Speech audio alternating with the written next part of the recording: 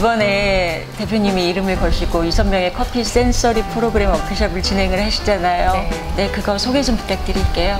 네, 감사합니다.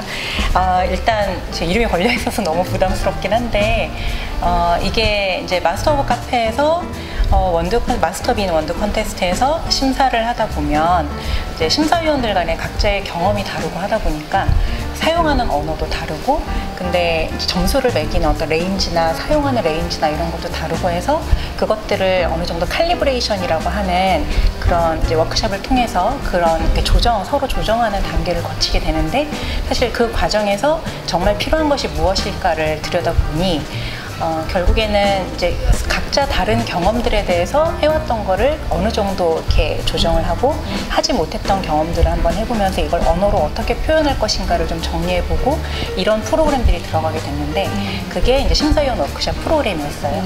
그런데 하다 보니까 이렇게 어떤 커피에 대해서 자세히 들여다보기 위해서 사전적으로 필요한 기준이나 경험이나 이런 것들은 지속적인 훈련이 필요하고, 꼭 심사위원이 아니어도 커피를 하는 사람은 누구나 필요성을 느끼기 때문에 이번에 이거를 그러면 심사가 목적이 아니더라도 커피를 잘 즐기고 싶은 사람, 커피를 잘 들여다보고 싶은 사람들에게도 이 경험을 제공해보자 라고 해서 마련하게 된 계기가 바로 커피 센서리 프로그램입니다. 그럼 지금도 금방 언급을 해주셨는데, 이게 커피를 즐기고 싶은 사람, 잘 알고 싶은 사람, 대상이 그럼 누구나 될 수 있는 건가요? 그렇죠. 커피에 관심 있는 사람 누구나 될 수 있는데, 더 심화해서 공부를 하고자 하는 사람이라면 아마 대부분은 커피 업계에 있는 사람일 것 같아요. 그리고 이 프로그램은 이것이 정답이다가 아니라 내가 내 경험들을, 내 기준을 정리하려면 어디부터 시작해야 되는가, 어떻게 보면 이제 시작, 단초에 대한 이야기라고 할 수 있고, 그걸 가지고 얼마나 깊이 들어가느냐에 따라서 사실 개인적으로 이걸 활용할 수 있는 그 깊이는 다 다를 거라고 생각이 들어요. 그래서 이 프로그램 워크숍을 추천하고 싶은 대상이 있다면, 일단은 첫째는 아마 가장 필요한 사람은 바로 커피를 볶는 사람일 거예요. 커피 로스터. 그러니까 내가 생산을 할 때 이 커피가 정말 어떤 생산 과정상의 결함은 없는지, 네, 그런 것들을 좀 면밀히 들여다볼 필요가 있고 기준을 잡을 필요가 있으니까 커피 로스터가 가장 필요할 거고, 또 만약에 로스터가 원재료를 직접 구입을 해야 되는 사람이라면 원재료를 들여다보는 데 있어서도 네, 긍정적인 그런 느낌, 감각들, 부정적인 감각들, 이런 것들을 좀 구분하고 품질을 명확하게 구분해낼 수 있어야 되기 때문에 그런 사람에게도 필요할 거고, 그리고 바리스타는 당연히 필요하죠. 내가 추출한 커피가 손님에게 이렇게 제공이 되었을 때 바리스타가 어쨌든 이 커피에 대해서 안내를 해야 되고, 손님들한테 설명도 해야 되고, 그리고 내가 추출을 했을 때 추출 과정상의 결함은 없었는지 다시 한번 리뷰를 해봐야 되니까, 그래서 바리스타도 당연히 필요한 프로그램이고, 그리고 커피를 음용하는 소비자라면 이 커피를 마시고 나서 뭔가 표현을 하고 싶은데 딱히 말로 표현이 안 되네 라고 했을 때, 그럴 때 이제 감각을 언어로 옮기는 그 과정들에 대한 프로그램이 들어있기 때문에 아마도 그런 분들한테도 좀 구체적으로 정리하면서 커피를 더 깊이 즐길 수 있는 그런 기회가 되지 않을까 해서, 이거는 커피에 조금이라도 연관이 있는 사람이라면 누구에게나 추천할 만한 프로그램이다 라고 할 수 있겠습니다. 세 번째 대상이 저네요. 네. 사실 저도. 그러면 근데 대표님 공부하는 거 좋아하시죠?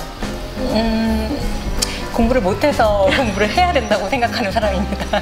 그 워커홀릭이라는 말들이 많이 있잖아요. 네. 제가 봐도 워커홀릭들이 많으신데, 대표님도 물론 제가 봐도 워커홀릭이라고 평소에 생각을 했었어요. 네. 그런데 단지 일뿐만이 아니라 무언가를 정말, 물론 완벽이라는 건 없지만 완벽하게 해내고 싶은 욕심, 정말 잘 해내고 잘 알고 싶은 욕심, 이런 게 많아서 공부를 굉장히 좋아하시지 않을까. 네, 그래서 아마 이런 결과물이 나온 것 같고, 그럼 이번이 사실은 퍼블릭으로는 첫 회잖아요. 네. 네, 그럼 앞으로 향후 계획은 어떻게 가지고 계신지 궁금합니다. 네. 이게 이제 심사위원 워크숍 프로그램에서 출발을 하긴 했는데, 항상 이렇게 워크숍이든 이런 프로그램이든 하다 보면 감각이라는 건 사실 하루아침에 이루어지는 게 아니잖아요. 그러니까 시간을 두고 반복적인 훈련을 해야 되고, 더 중요한 건 우리가 그냥 뭉뚱그려서 검정색이라고 얘기했을 때 사실 그 안에는 검정색도 여러 가지 톤이 있을 것이고, 네, 빨간색도 여러 가지 톤이 있을 것인데, 그 자세한 것들, 달리 바꿔 말하면 무지개가 어떤 사람한테는 빨주노초 파란보 7개의 색깔로 보이지만 어떤 사람한테는 그냥 합쳐져서 흐리멍텅한 이미지로 보일 거예요, 한 가지로. 근데 처음에 접근할 때는 이게 한 가지의 어떤 흐리멍텅한 뭉쳐진 그런 이미지로 느껴진다면, 점점점 자세히 들여다보고 색깔을 인지하기까지는 단계적인 접근과 그다음에 좀 계속 깊이 감각을 쌓고 이걸 정리하고 이런 과정이 필요한데, 그것 때문에 이게 한 번의 일회성으로 끝나는 이벤트가 되면 사실 다시 돌아갔을 때 뭐 이렇게 사람들이 이제 이 감각이, 이 경험이 좀 더 깊이 심화되기보다는 그냥 일회적 이벤트에 그치고 말겠다라는 생각이 들었어요. 그러니까 저 자신도 그랬고, 그래서 계속해서 반복적으로 더 깊이 있게 나선형으로 심화시켜 가면서 경험하는 것들이 필요한데, 이거를 그러면 지속적으로 이렇게 어떤 커리큘럼을 짜서 단계적으로 이렇게 계속 심화해서 접근할 수 있도록 하려면 적어도 이제 연 단위로 여러 회차에 걸쳐서 이렇게 계속 심화해서 들어가는 과정이 필요하지 않을까, 이제 그렇게 해서 내년은 좀 계획을 세우고 있습니다. 아마 해를 거듭할수록, 회차를 거듭할수록 더 어마어마한 자료들이 쌓이고 좀 더 정확하게 접근하면서 그러한 멋진 커리큘럼이 되겠네요. 지금 무지개 말씀하시는데 정말 머리에서 이렇게 전구가 반짝 켜진 것 같았어요. 가리키는데 탤런트? 네. 예, 확실히 있으신 것 같아요. 아무튼 너무 저도 기대되고요. 앞으로 좋은 시간들 부탁드립니다. 감사합니다. 감사합니다. 네.